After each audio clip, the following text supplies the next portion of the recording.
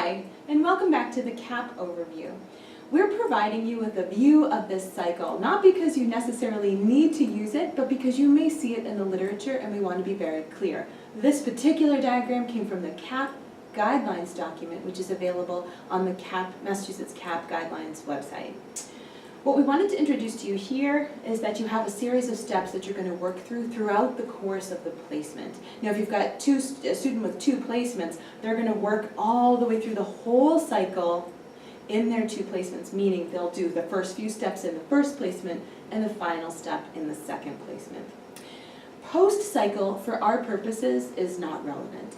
So just briefly to go through this, you've got pre-cycle, Step 1, Step 2, Step 3, and Step 4, and finally Step 5 with the summative assessment. Throughout all of this, you'll be conducting observations and providing feedback to your students.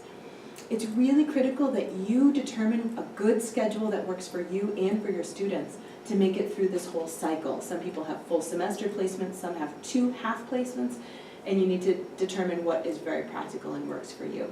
The beginning of the semester, you'll start with pre-cycle. It looks like a cycle in that you would keep going through, but in reality, we only go through it once.